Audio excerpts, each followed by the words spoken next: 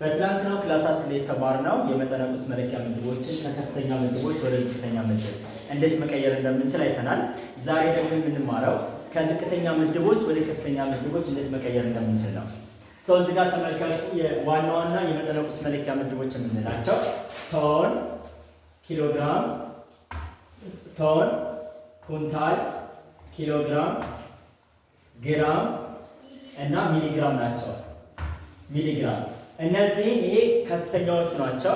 ስለዚህ ከከፍተኛ ወደ ዝቅተኛ በቅደም ተከተል ስንሄድ እነዚህ ናቸው። ሌሎች ግን ምን አሉ? ሄክቶግራም፣ ዴካግራም፣ ዴሲግራም የሚባሉ አሉ። እነሱን ትተናቸው ዋና ዋናዎቹን ነው እያሳየኋቸው ያለው። ስለዚህ ከቶን ወደ ኩንታል ለመቀየር በትላንትና ክፍለ ጊዜያችን ላይ የተማርነው ምን ማድረግ ነው? በ10 ማባዛት ሲባዛ በ10። ከኩንታል ወደ ኪሎግራም ለመቀየር ሲባዛ በመቶ። ስለዚህ ከከፍተኛ ምድቦች ወደ ዝቅተኛ ምድቦች ለመቀየር ምንድን ነው ያለው? ማባዛት ሲሆን ከኪሎግራም ወደ ግራም ለመቀየር ምን ማድረግ ነው? ሲባዛ በአንድ ሺህ ማባዛት ነው።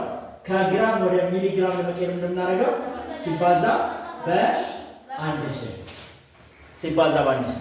አሁን የምታደርጉት ዛሬ የምንማረው ደግሞ ከዝቅተኛ ምድቦች ወደ ከፍተኛ ምድቦች እንዴት መቀየር እንደምንችል ነው። ሰው እዚህ ጋር ተመልከቱ። ለምሳሌ ከዝቅተኛ ምድቦች ወደ ከፍተኛ ምድቦች ማንኛውንም የመጠነ ቁስ መለኪያ ምድቦች ለመቀየር ማካፈል ነው። እንዴት እንደምታካፍሉት አሁን አሳያችኋለሁ። ይሄ የምትመለከቱት የመጠነ ቁስ መለኪያ ምድቦች ወይም ደግሞ የክብደት መለኪያ ምድቦች በቅደም ተከተል ከከፍተኛ ወደ ዝቅተኛ ሲቀመጡ ነው። ቶን፣ ኩንታል፣ ኪሎግራም፣ ግራም እና ሚሊግራም አይደለ? ስለዚህ ከዝቅተኛ ምድብ ወደ ከፍተኛ ምድብ ለመቀየር ከዚህ ከግራ ወደ የት ነው የምትሄዱ? ከቀኝ ወደ ግራ አይደለ? ከሚሊግራም ወደ ግራም ለመቀየር እንደምታደርጉት ለአንድ ሺህ ማካፈል ነው። ከግራም ወደ ሚሊግራም ምንድን ነበር ያልነው? በአንድ ሺህ ማባዛት አይደለ? በተቃራኒው ከዝቅተኛ ወደ ከፍተኛ ሲሆን ለአንድ ሺህ ማካፈል ይሆናል ማለት ነው። ለአንድ ሺህ ማካፈል። እሺ፣ ከግራም ወደ ኪሎግራም ለመቀየር በአንድ ሺህ ማካፈል። ከኪሎግራም ወደ ግራም ምንድን ያልነው? በአንድ ሺህ ማባዛት አይደል? ከግራም ወደ ኪሎግራም ለመቀየር ለአንድ ሺህ ማካፈል። እሺ፣ ከኪሎግራም ወደ ኩንታል ለመቀየር በመቶ ማካፈል። ከኩንታል ወደ ኪሎግራም ለመቀየር በመቶ ማባዛት። ስለዚህ ቅደም ተከተላቸውን ከያዛችሁት ቀላል ነው ማለት ነው። እሺ፣ ከኩንታል ወደ ቶን ለመቀየር በ10 ማካፈል። ቀጥታ ከኪሎግራም ወደ ቶን ለመቀየር ስንት ዜሮች አሉ እዚህ ጋር? 1 2 ይችኛዋ ጋር 3 አይደለ? ያ ማለት በአንድ ሺህ ማካፈል ወይም ደግሞ 2 ስቴፖች ነው የምትዘሉት በአንድ ሺህ ማካፈል ማለት ነው። የዚህ ነው።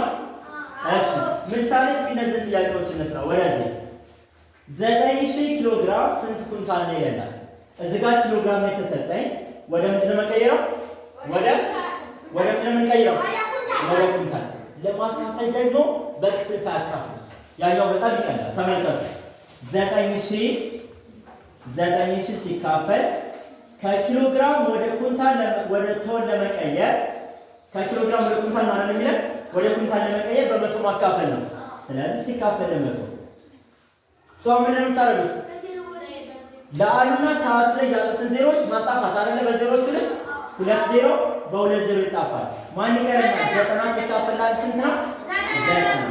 ስለዚህ 9000 ኪሎ ግራም ማለት ወደ ኩንታል ሲቀየር ስንት ኩንታል ይሆናል? 90 ኩንታል ይሆናል ማለት ነው። 90 ኩንታል ይሆናል። 90 ኩንታል ግልጽ ነው። 90 ኩንታል ይሆናል። እሺ፣ ሁለተኛው ጥያቄ 11000 ግራም ወደ ኪሎ ግራም ሲቀየር ስንት ይሆናል ነው የሚለው። ሄመን ወደዚህ ከግራም ወደ ኪሎ ግራም ቀይሮ የተባለው ግራም እዚህ ጋር ነው ያለው። ወደ ኪሎ ግራም ለመቀየር ደግሞ ምን ማድረግ ነው? ማካፈል። ለስንት ማካፈል? ለአንድ ሺህ። ሰው 11000 ሲካፈል ለስንት? ለአንድ ሺህ ምንድን ነው የምታደርጉት? 3000 3 ዜሮ በ3 ዜሮ ይጣፋል። ማን ቀረ? 11 ሲካፈል 11 ሲካፈል ስንት ነው? 11 ነው። 11።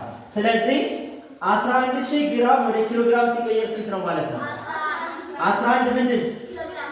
11 ኪሎ ግራም ነው ማለት ነው። ግልጽ ነው። ሌላኛው 690 ኩንታል ወደ ቶን ሲቀየር ስንት ነው የሚለው።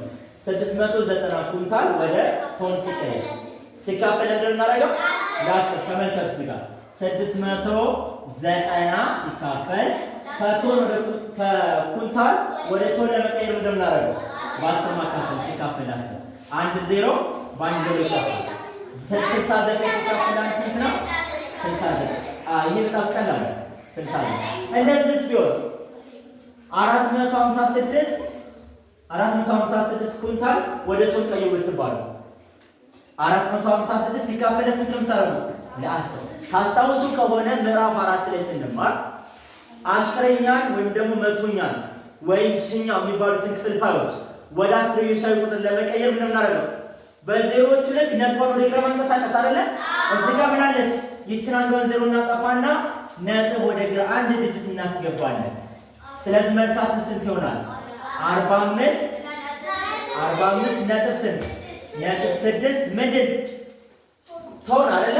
45 ነጥብ 6 ቶን ይሆናል ማለት ነው። ቶን ግልጽ ነው። 45 ነጥብ 6 ቶን ይሆናል። ገብቷችኋል? ስለዚህ ከዝቅተኛ ምድቦች ወደ ከፍተኛ ምድቦች ለመቀየር ምንድን ነው የምናደርገው? ማካፈል። ከከፍተኛ ምድቦች ወደ ዝቅተኛ ምድቦች ለመቀየር ምንድን ነው የምናደርገው? ማባዛት። እስኪ ለምሳሌ ትናንትናውን ለማስታወስ ያክል 3 ኪሎ ግራም ስንት ግራም ነው? ከኪሎ ግራም ወደ ግራም ለመቀየር ምንድን ነው የምናደርገው? እሺ ስንት? 3000 ጎበዝ ነኝ። እንዴት ነው የምናደርገው? ከኪሎ ግራም ወደ ግራም ለመቀየር ምን እናደርገው? ሲባዛ በአንድ ሺህ ነው የምናደርገው። ስለዚህ እዚህ ጋር 3 ኪሎ ግራም አለ። 3 ሲባዛ በስንት ነው የምታደርጉት? በአንድ ሺህ። 3 ሲባዛ በአንድ ሺህ ስንት ነው? 3000 ነው። 3000 ማንኛውንም ቁጥር በአንድ ሺህ በ10 በ100 በ10 ሺህ የምታባዙ ከሆነ ቁጥሮች ዜሮዎች ብቻ ከቁጥሩ በስተቀኝ በኩል መጨመር አይደለም። እዚህ ጋር 3ን ተጽፎና 3ን ዜሮዎች መጨመር። ሰው መልሳችን ስንት ይሆናል? 3000 ይሆናል። ያልገባው አለ? ስለዚህ ገብቷችኋል? አዎ 3000 ይሆናል ማለት ነው። እስኪ ሌላ ጥያቄ ጠይቃችሁ 4 ኩንታል ስንት ኪሎ ግራም ይሆናል? 4 ኩንታል ስንት ኪሎ ግራም ይሆናል? ቬሮኒካ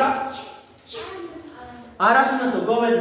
ከኩንታል ወደ ኪሎ ግራም ለመቀየር እንደምናደርገው ሲባዛ በ100 ስለዚህ 400 ይሆናል። በአንጻሩ 6 ኪሎ ግራም ስንት ኩንታል ይሆናል? 6 ኪሎ ግራም ስንት ኩንታል ይሆናል? 600 ኖ። ከኪሎ ግራም ወደ ኩንታል ለመቀየር እንደምናደርገው ይኸው እዚህ ጋር ከኪሎ ግራም ወደ ኩንታል መክሊት አንበሳ 0.06 6 ሲካፈል ስንት ነው የምታደርጉት? በ100 አይደለ? ሰው አንዷ ዜሮ ስትጠፋ ነጥቧ ወደ ግራ ትገባለች። ከኋላ ዜሮ እንሰጣለን። 0.6 ይሆናል። አሁንም አንዷ ዜሮ ስትጠፋ ነጥቧ ወደ ግራ ትወጣለች። ዜሮ እንሰጣለን። ሰው ስንት ነው መልሱ? 0.06 ይሆናል ማለት ነው። 0.06 ስለዚህ 6 ኪሎ ግራም ማለት ወደ ኩንታል ሲቀየር ስንት ይሆናል? ገብቷችኋል? ያልገባው አለ? ያልገባው እሺ ሱራፌል 1000 ኪሎ ግራም ወደ ኩንታል ሲቀየር ከኪሎ ግራም ወደ ኩንታል ለመቀየር በ100 ማካፈል ስለሆነ 1000 ሲካፈል ለ100 20 በ20 ይጣፋል። 10 ሲካፈል ለ10 ገብቷል? ግልጽ ነው። ክላስ ወርክ ሊሰጥ ነው።